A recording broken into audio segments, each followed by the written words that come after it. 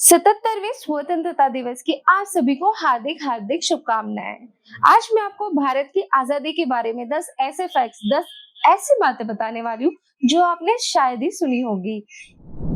क्या लगता है आपको 15 अगस्त 1947 के दिन हमें पूरी तरीके से आजादी मिल गई? एक ही रात, एक ही दिन के अंदर हमारे हाथ में सब कुछ आ गया? Answer is no. 1950 तक भारत एक डोमिनियन स्टेटस में आता था। डोमिनियन स्टेटस क्या होता है? ब्रिटिश राज के अंतर्गत ऑटोनोमस कम्युनिटीज होती है जिन्हें डोमिनियन स्टेटस दिया जाता है। इसका मतलब से सीधी सिंपल सी बात में बताऊं तो आपको दर्जा तो इक्वल का ही मिलता है, लेकिन आपको ताज के प्रति वफादार होना पड़ता है, यानी कि ब्रिटिश ताज के प्रति वफादार होना पड़ता है। और सिंपल लैंग्वेज बताओ तो राज तो ब्रिटिशर्स का ही था और जो हमारे गवर्नर जनरल थे वो माउंटबेटन थे। यानी कि शपथ तो नेहरू जी ने ली थी, लेकिन नेहरू जो है सारे कमांड्स लॉर्ड माउंटबेटन के मानते थे। जितने भी नेताओं ने शपथ ली थी वो सारी शपथ किंग जॉर्ज के नाम से ली गई थी, यानी कि ब्रिटिशर्स के नाम पे ली गई थी। चलिए मैं दूसरा फैक्ट बताती हूँ आपको। क्या लगता है आपको सबसे पहले झंडा वंदन कहाँ हुआ था भारत में? दिल्ली में? बिल्कुल नहीं। सबसे पहले 7 अगस्त 1906 में अनऑफिशियली तरीके से झंडा वंदन किया गया था कोलकाता में पारसी बागान स्क्वायर पर। और सबसे पहले जो आजादी वाला जो झंडा फहराया गया था वो अंडमान निकोबार में फहराया गया था सुभाष चंद्र बोस जी ने। और सबसे आखिरी में आजाद हुआ था गोवा, जहां पे हमने 1961 में झंडा वंदन किया गया था।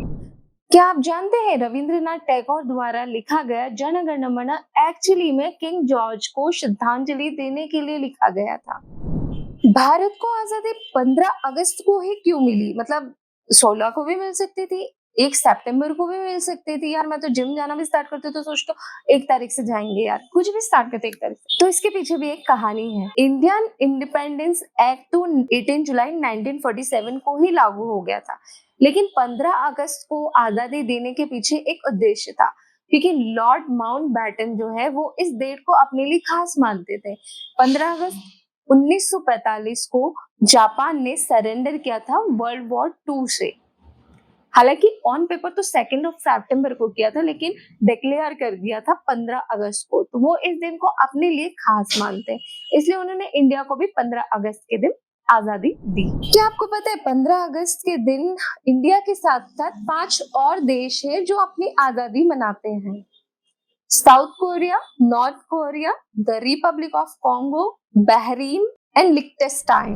आजाद भारत के प्रथम प्रधानमंत्री हम सब जानते हैं पंडित जवाहरलाल नेहरू हैं, लेकिन एक्चुअली में एक वोटिंग हुई थी जिसमें 2 उम्मीदवार थे, सरदार वल्लभ भाई पटेल यानी कि लौह पुरुष और दूसरा नेहरू।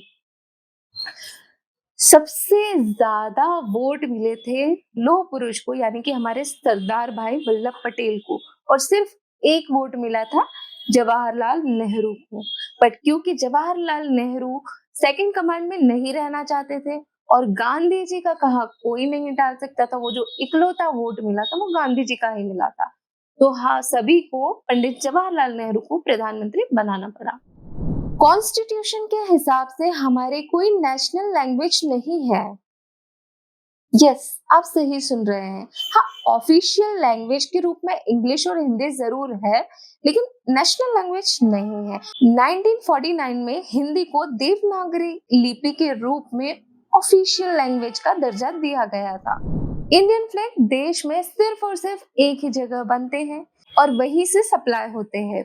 कर्नाटका खादी ग्रामोद्योग संयुक्त संघ जो धारावाड़ कर्नाटक में स्थित है, यही ऑथराइज्ड है फ्लैग्स बनाने के लिए, इंडियन फ्लैग्स बनाने के लिए। According to Bureau of Indian Standard, the national flag manufactured only with hand spun, hand woven cotton khadi bunting।